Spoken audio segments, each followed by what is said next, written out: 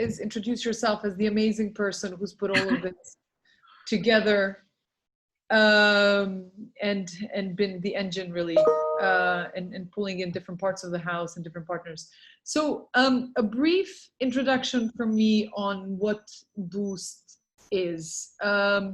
UNDP has been working for a very long time on supporting innovation approaches in very different ways. And with Boost, what we were really looking at doing is recognizing two key things. One is, in a time of a crisis, there's always solutions and there's always innovation that happens beyond the public sector, even though quite a bit of funding and quite a bit of financing goes there.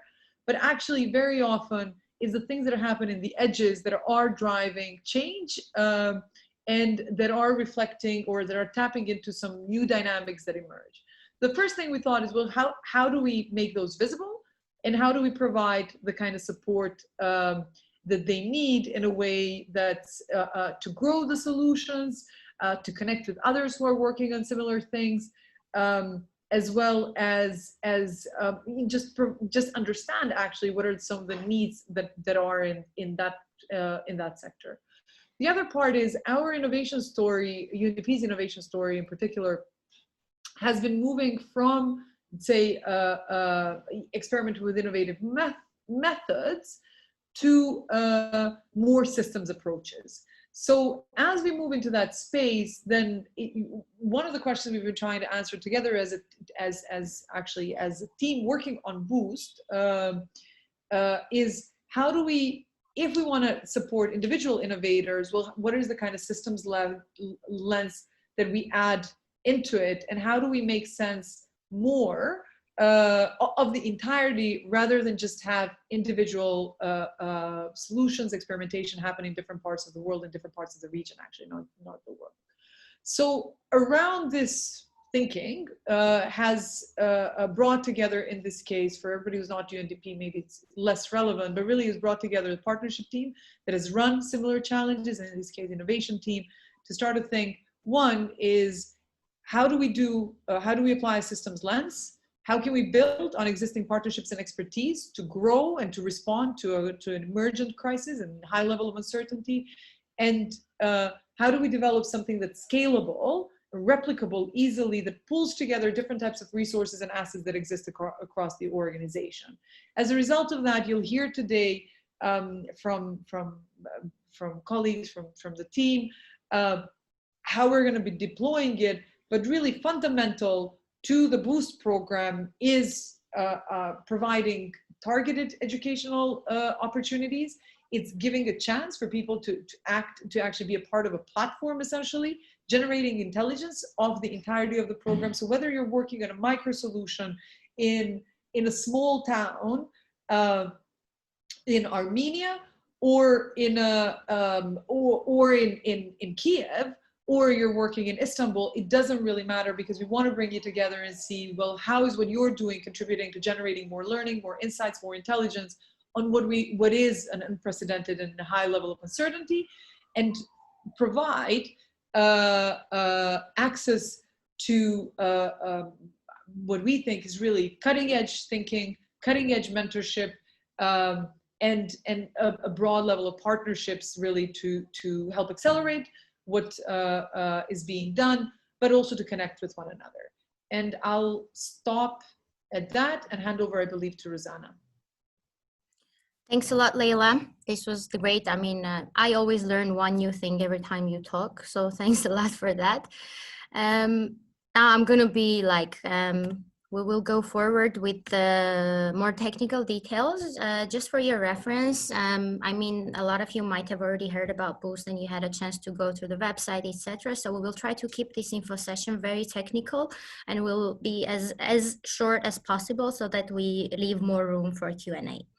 So with regards to the benefits of Boost, so it's the cool thing about Boost is that it's an all-in-one solution, right? So we're not only providing access to funding, and this is going to be specific per challenge, of course, but we're having around a total of $400,000 budget and 20 plus prizes in line. So, I mean, again, it ranges from challenge to challenge, but there is a lot of funding opportunities hidden behind Boost. But the good thing about Boost is that it's a full value chain program. So it's not that you're going to receive just funding. The funding that is envisaged within the program is going to be followed by a tailored acceleration program. So the tailored acceleration program is inclusive of several tracks, and we'll be talking about these tracks very shortly. But all of these tracks are going to be held by top mentors, so international renowned partners that we're working with, and you will hear more about them as we go. But there is a customized program in place for each of the challenges, and the participants who will be selected to be part of Boost will receive access to this educational program, and as well as the most important thing that we have within Boost is access to UNDP network. So UNDP network, we're talking about presence in almost all developing countries worldwide. So the solutions that we're going to have here, of course, this program is specifically targeted on regional level, but we're looking at scalable solutions which can potentially be replicated and scaled to the international level. The program is going to have 4 tracks. Yet again, these 4 tracks are very going to be really customized and from challenge to challenge and from participant to participant. But overall, we're going to have 4 main tracks, the sense-making workshops. This is something which is very unique and delivered by UNDP together with Cora Foundation. The idea of sense-making workshops is basically to make sense of what we're doing. That's why these workshops are going to be held for all of the partners. So it's going to be on partner, participant, donor, and team level. And it's basically to analyze in the beginning what we're having, and then to an ongoing process of knowledge sharing and collaboration. And at the end, we're going to analyze the results of what we've learned and how to take this from there. We talked about access to finance, and we're going to have tech, business, and impact tracks. So there is a tailored digital transformation program within the envisaged curricula, and this again I will announce the partners as we go, but this is going to be done jointly with leading partners like Microsoft and others. So the idea is to define and assess the needs of participants, and then based on that to tailor a specific digital transformation journey for them. On top of the digital transformation journey, we're also going to have targeted business mentorship and expertise, depending on who are the participants, and impact trainings and impact measurement in place. All of this is going to be online as already discussed, and at the end of the program, which is going to last for 3 months, 3-4 months, we're going to analyze the results of participants, and the successful participants who will get funding, and also those who will be defined during the needs assessment phase will also go through the crowdfunding academy program, which is again delivered by UNDP, and it's targeted towards closing the value chain and ensuring further financial sustainability for all of the participants.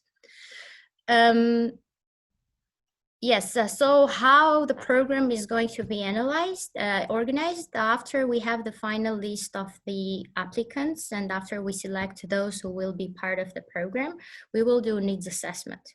And this needs assessment is going to be done again online, and after which we're going to launch the program fully in digital mode. So we're not assuming any physical presence at the moment, and all of the program will be delivered through a customized cloud platform where you will also have the calendar, so everything in one, and you will manage your profile basically, which will be created after you are selected, and this profile is going to be lifetime profile, let's say. So it's not that it's going to be closed after you graduate from Boost program.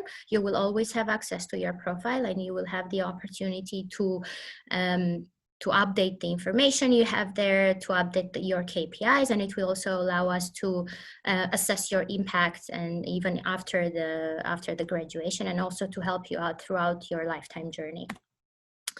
The issue areas. So this was a very hard task to basically define what are the areas that we're looking at, because we want it all. So basically we want to help everyone and we want to make max impact out of this program. But the main three directions that were defined jointly with the partners were new digital services and voice, low touch economies, and well-being. So basically three of these, if specifically going in detail for each of them very quickly. So the new digital services and voice is targeted towards amplifying citizen voice, right? So making sure that even the most vulnerable groups have access to quality education, they have access to quality healthcare, and all this being done through creation of new digital services.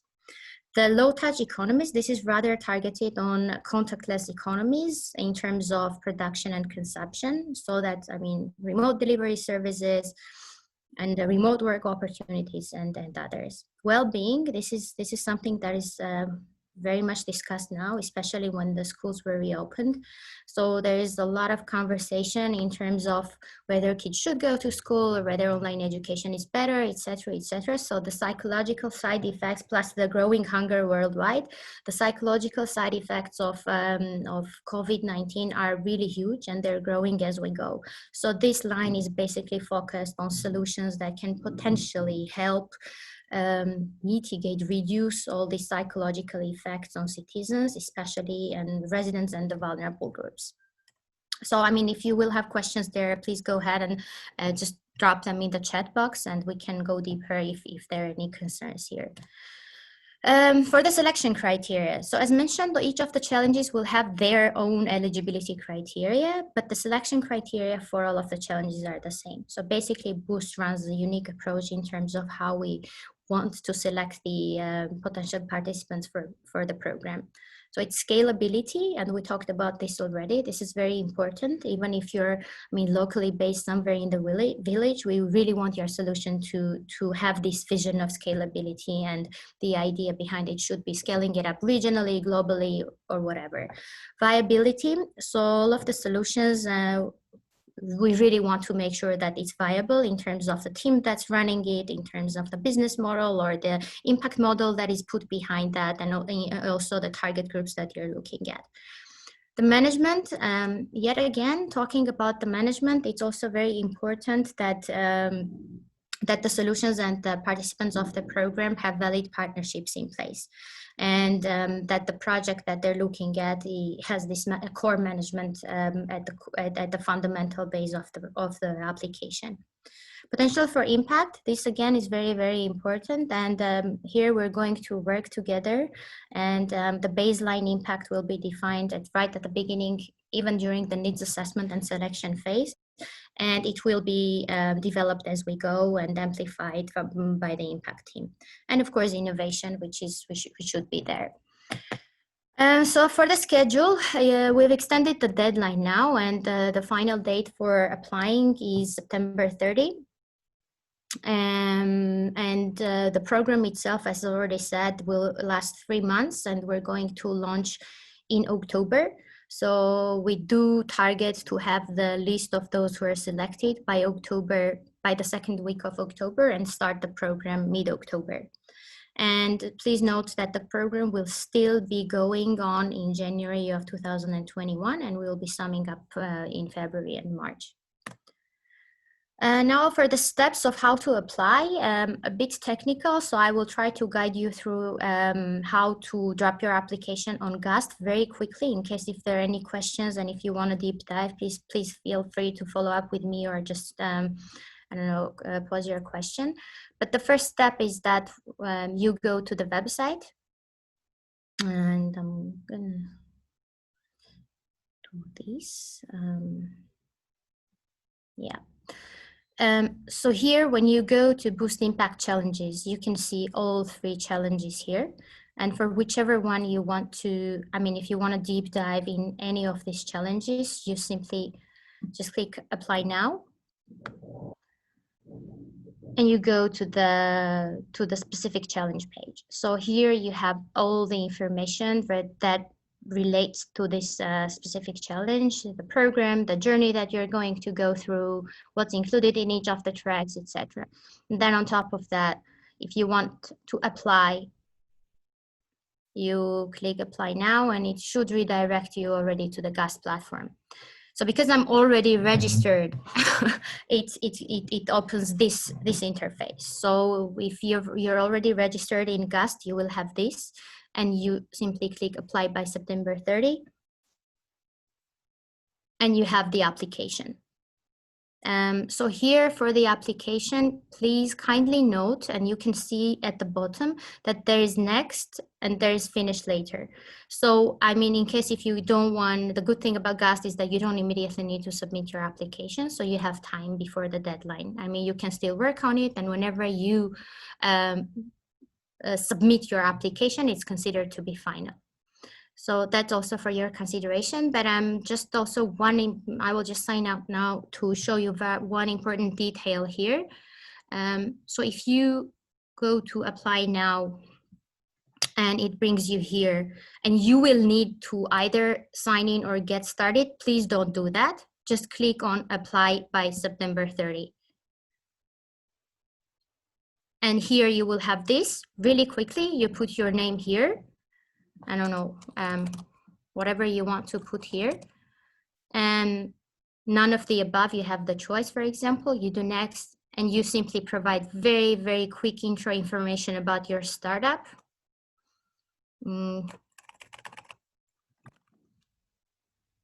All of these questions, if you don't want to answer them, you can simply say other, no, I don't know, just skip that. Concept only, for example, and then you do next. And here you just create your account, and after this one, you will be redirected to the application that I showed you. So this is very quickly how you should go through this process. And once you create your account on GAST, the good thing about it is that you will basically you will be able to use this even for other applications. So it's one-time thing. You do it, and then you're okay. Yeah, that's maybe all from my side, and I will now pass the floor to Honor to go directly to the Innovation Challenge Fund.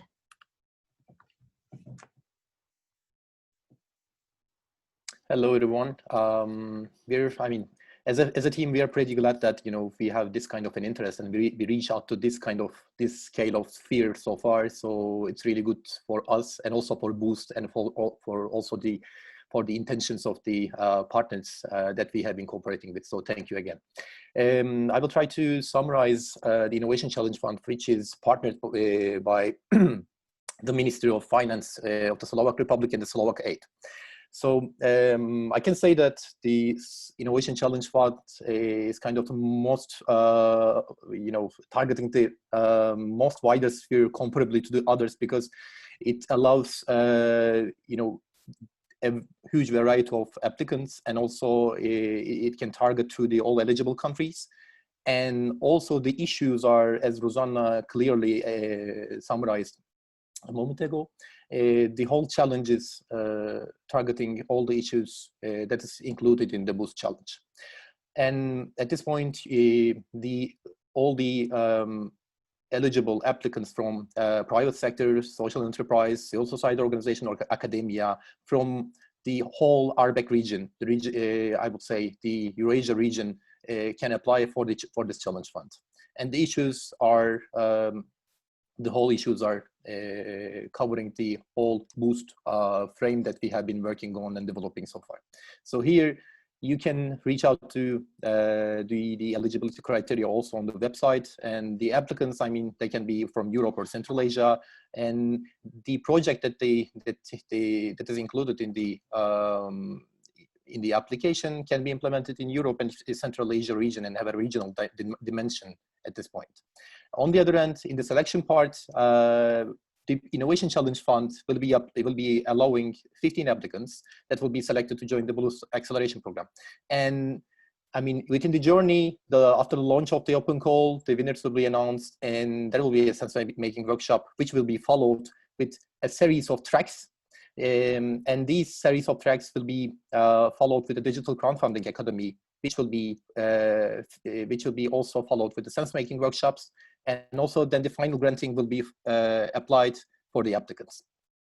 Within this boost journey, the winners are able to, the winners that we said are able to receive up to $15,000 for the prototyping and for the implementation solutions.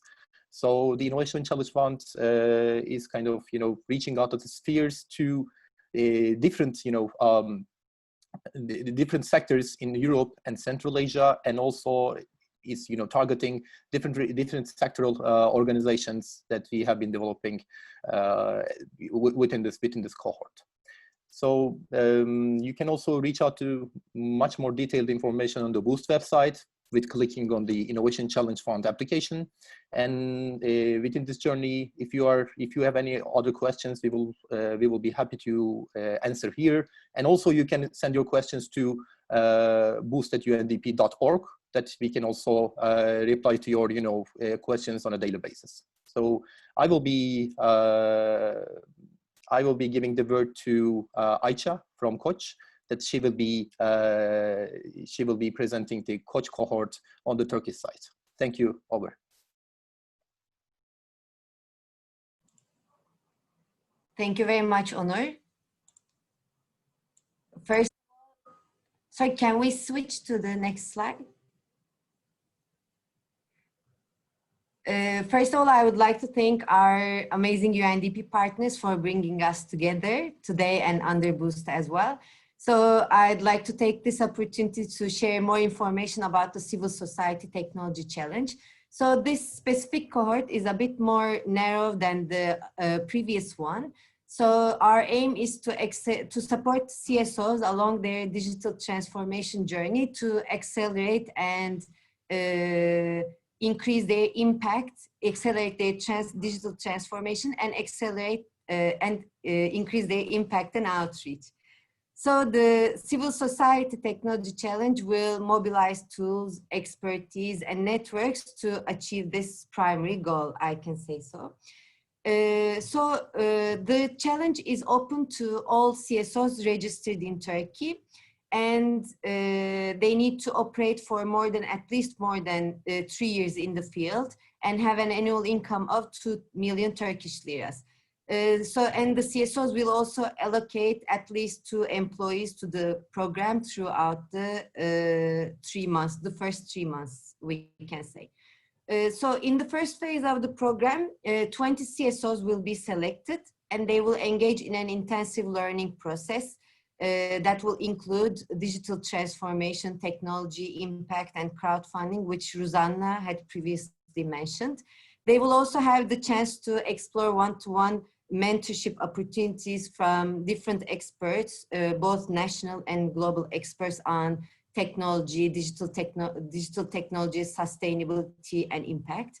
And one of the maybe the major opportunities that the Boost program will provide to CSOs in Turkey is that they will have the chance to connect with global experts and also global organizations to expand also their network.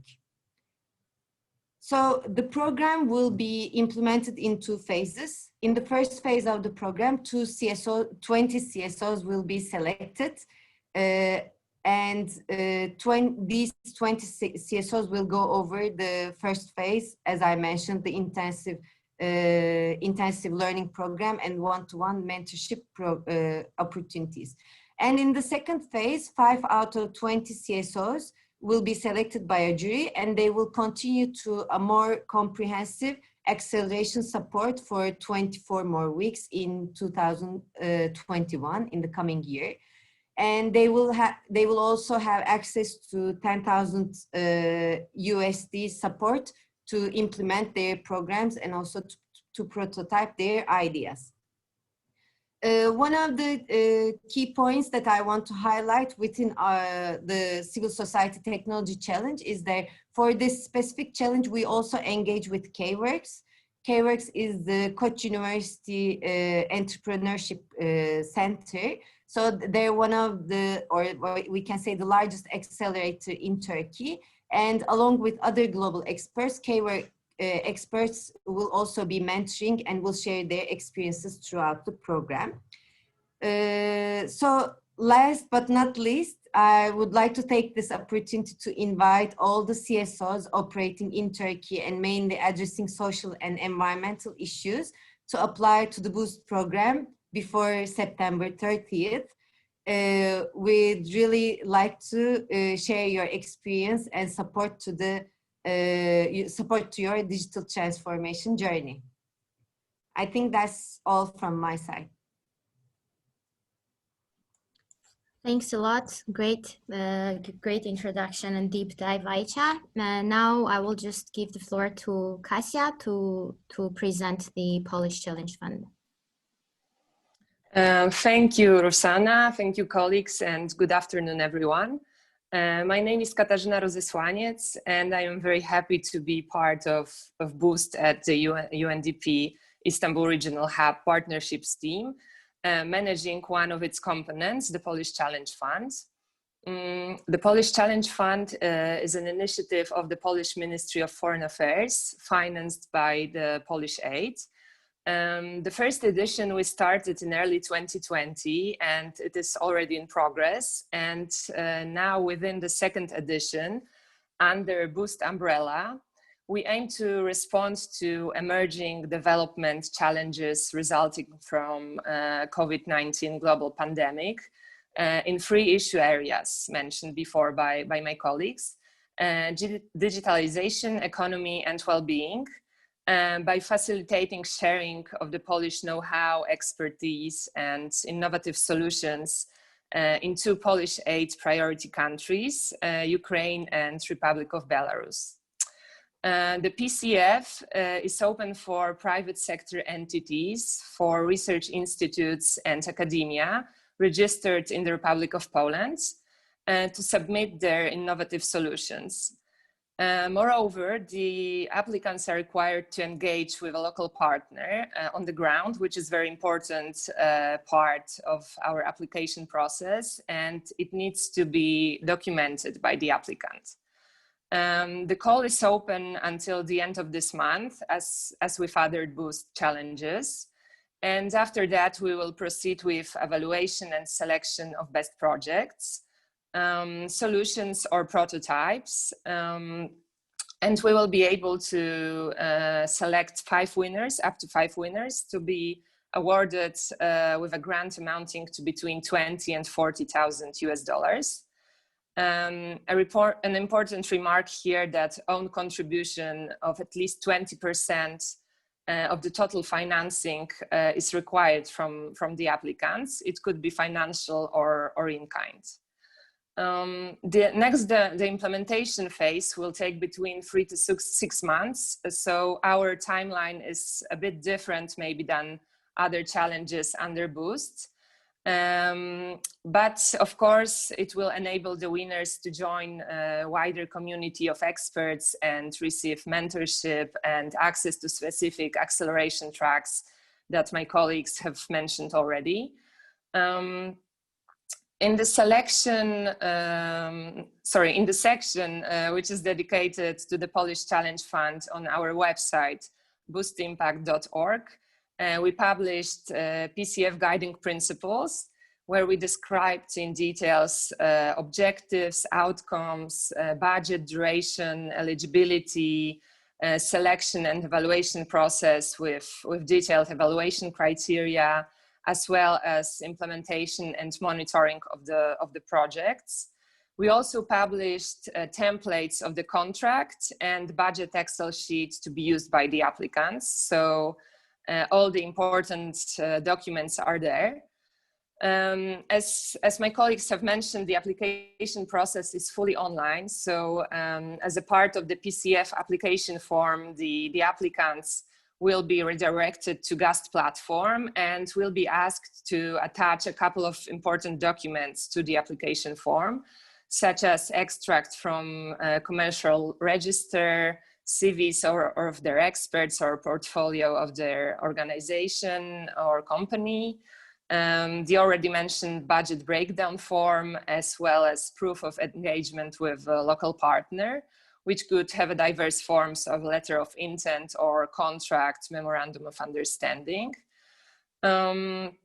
So if we have with us today any representatives of Polish companies or research institutes or academia, I strongly encourage you to apply. And I'll be here, of course, for your questions with my colleague Eva Lacinova from Partnerships team. So we are here, and thank you very much. And over to you, Rosanna.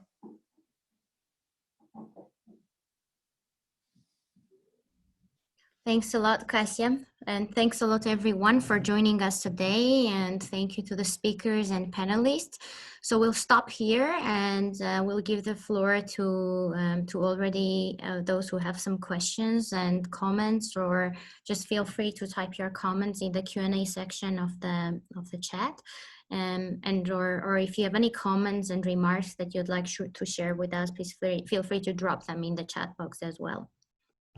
Svetla, over to you to moderate the Q&A section. Thanks. Hi, everyone. So feel free to drop your questions, like Rojana said, in the Q&A box as we go forward. What we're going to do now is probably group the questions in accordance to general questions and then specific challenges so that it's easier for our panelists to answer. So we already have some questions streaming in, both on Facebook as well, where we're live. I'll start with some of the first general questions. For example, in terms of eligibility, will new organizations, fairly new organizations, be allowed to apply? And in terms of submission of documents, apart from CVs of the team members, are any other documents necessary for submission? Yeah, I'll try to answer that one. So in terms of whether the new companies or new organizations can apply, yes, but yet again, we really need to check the eligibility criteria per challenge. So overall, I think we don't have limitations there for the Slovak Innovation Challenge. I think we're also good, but I will give the floor to Aicha here to come in with the Coach Challenge Fund. And for the Polish Challenge Fund, I think they have to be mature. So the new companies, I'm not sure if they can apply. With regards to the documents, yet again, you heard colleagues saying, for example, for the Polish Challenge Fund, there are several documents that are needed. So it's really good to know which specific challenge you're asking this for, and it will be easier for us to respond to this. Over. Thanks. I hope this answers these first questions. Another more general question is, when implementing a solution, does this happen during the program or at the end? And how long will organizations and companies have for the development and implementation of the solution?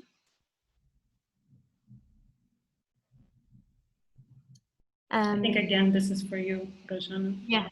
I'm just trying to find that question. If you can just, so basically the main program is going to be 3 months. So the sessions and the content delivery is envisaged to be starting from October till January. But this is the first phase of the program. And again, from challenge to challenge, this is going to be different.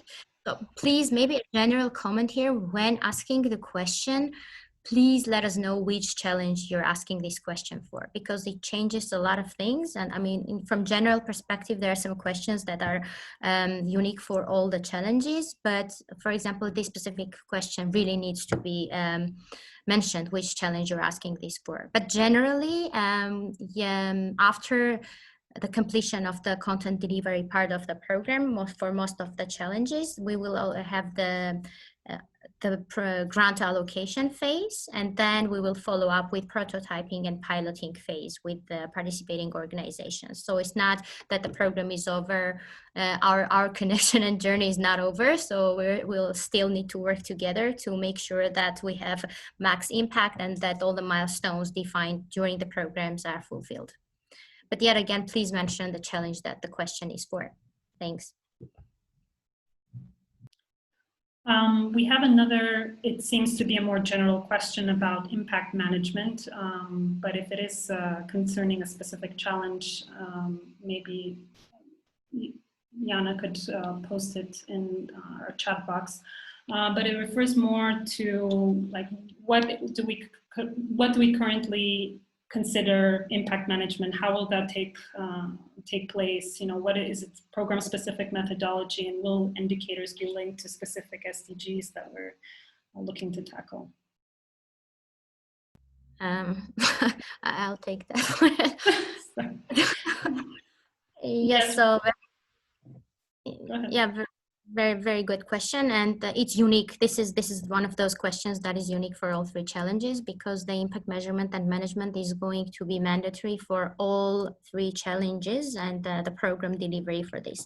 With regards to how it's going to be organized, so this is something that will be delivered by UNDP, and we have specific methodology and an online tool for doing this. So it's in line with the IMP methodology. So during the needs assessment phase, we're going to define the baseline data that your organization is having, regardless of what organizational type it is. I mean, whether you're a CSO, whether you're an academy or a private sector entity. So we're going to define baseline data. We're going to define and create your impact model, and there's a specific methodology for that as well. And yes, this is going to be linked to specific SDGs. And even after graduation, as I already told you, you're going to have your online profile where you will be doing creating. There's an IMM tool in your online profile, which will allow you to create your impact model and further insert different KPIs that are relevant, and you will be working with impact experts to do so. And even when the program is over, we will still be tracking your progress, and our coaches and mentors on IMM will be working with you for this. Great. So to give Rojana a little bit of a break, we'll direct some of the questions for challenges to our partners. So the first question regarding the Polish Challenge Fund is whether there will be any costs imposed on applicants, on the grant winners when signing the agreement, and whether there are any areas in the contract that are negotiable. Yes, thank you. Maybe I will start, and then I will hand over to my colleague Eva, who has more experience with UNDP contracts and already managed also Czech Challenge funds in that regard. So basically we published contract template on our website, and the whole contract is a template that UNDP normally uses for their vendors. So most of it, all parts marked in white, are non-negotiable. There are some parts marked in yellow, which refer to timeline, deliverables, and milestones that we agree to along the project. And we can define that with our partners. So we do that after selection process with the awardee. We sit together and we negotiate what is implemented when. So that is the part that we can negotiate. And of course, we can agree both sides on that. Eva, do you have something to add on the contracts, maybe? Yeah, well, thank you. Thank you for this question. Basically, the template is valid for everyone, and we cannot negotiate, the details.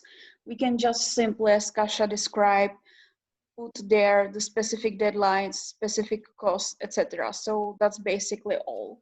And speaking about the costs,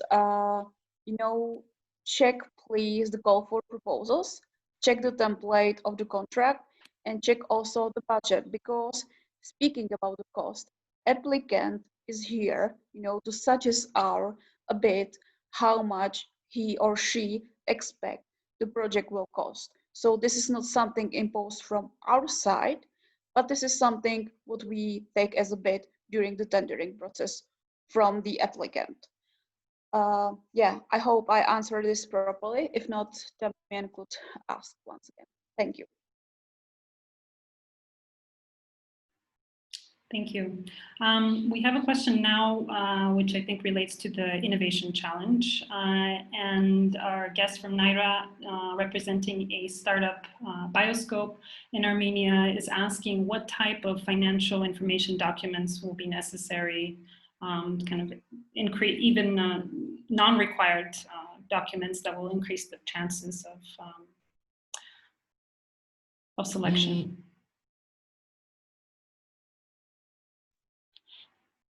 I can try to answer that question. So we're not, I mean, if you had a chance to go to the GAST platform, and then you can see all the relevant information that is asked and is necessary for this. So if you have further questions after that, I mean, just let us know, privately send us a message, but all full information in terms of what financial info or documents are needed for this challenge fund is there on GAST platform.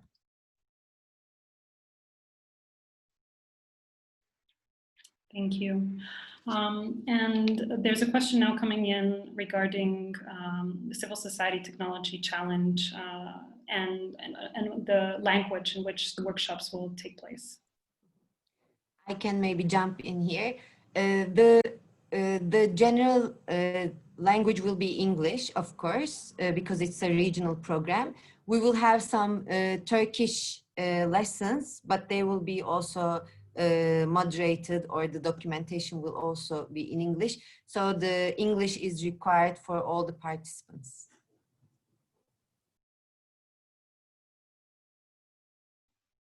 Thank you. And it seems we have one more question regarding, again, registration of entities. And this could refer either to the Polish challenge or to the Innovation Challenge, and whether the entity can be registered at a later date. And yeah. Could an applicant apply without having been formally registered, whether for the Polish challenge or for the Innovation Challenge?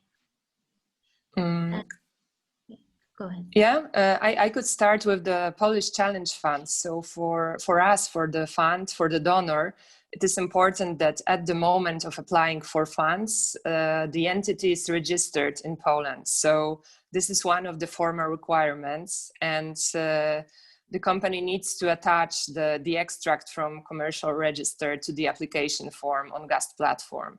So without it, it wouldn't be possible to pass through selection criteria. So basically, if I understand correctly, in this case, the company is from Ukraine. So maybe, and just an idea is to tackle this, this obstacle, let's say, that you are not registered yet, from the different perspective. Maybe look for a partner in Poland first and convince them to apply, you know, and be their local partner. That would be my suggestion, my advice in this case. Because for Polish Challenge Fund, you cannot register later.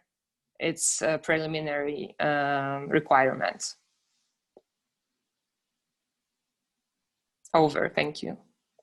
Thank you. And for the Innovation Challenge? Maybe I can come in here.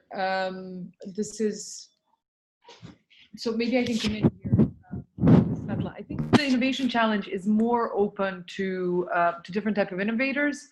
And it doesn't have to be necessarily, you know, so it can, there's more freedom in terms of what are the types of organizations that we're looking for. Having said that, I think there's types of entities and types of organizations that we're looking for. Having said that, it still means that you would need, as an individual, to prove ability to implement innovation and different aspects, contextualization, connection in the system, connection in the context where you want to build things, to be able to, you know, be a part and to win. Thanks, Leila. Another question coming in from Armenia regarding the Innovation Challenge. It refers to the issue area, digital voice and services. And in terms of the regional dimension that's mentioned in the eligibility criteria, could one of our panelists talk a little bit more about what that means? Does that mean another organization in the region, or if we could elaborate a little further on that? So I'll try to answer this one as well. I think there really the key is to see collaboration between different parts of the region. It's not, if I remember correctly, this is not a requirement, but it is an advantage. So if you're showing how either it can be scaled or how it's actually being tested in 2 places, whatever you're working on, or that maybe it's a cross-regional team, these are all advantages for the challenge specifically. Is that sufficient? I think so. And another last question, will Bangladesh be eligible? This is eligible only for whether the Innovation Challenge, is Bangladesh eligible for the Innovation Challenge? Unfortunately, I would say no. Now, because a lot of these solutions are, because this is for the Europe and Central Asia region, so it could mean that one of the team members can be in Bangladesh, but it still would have to be highly contextualized, deeply rooted, and connected within the systems there. So we are aware that things are being done digitally, so it also means that teams can be distributed and can be in different parts of the world, but the solutions need to be context specific and need to show that they're connected. Thank you, Leila. Well, if we'll maybe wait for another minute to see if there are any other questions. You have around 15 more minutes with the panelists here. And of course, following the Q&A and following this information session, we'll be accepting questions also via the email address and of Boost Impact. So feel free to write to us there as well if you have any questions that pop up.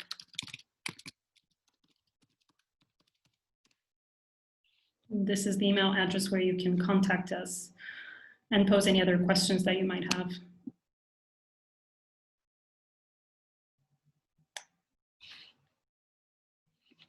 Well, if we don't have any more questions, I think I'll give the floor back to Rozana to wrap up our session. Yes, thanks again, everyone, for really valuable inputs, and thanks everyone for joining. And I really hope that this cleared at least a little bit the picture for you and motivated you more to apply. So we are all here waiting for your applications. We have 2 weeks left, and a lot of money, a lot of interesting stuff, content, and amazing people that you will meet during the program. So please, we do wait for your applications. And if you have any questions, our team is ready to answer them either on Facebook page or, I don't know, via email. Feel free to reach out personally to any one of us or to General Boost email address. And thanks again. Thank you, speakers and panelists. And thank you, everyone, for making this happen. Thank you. Thank you, everyone.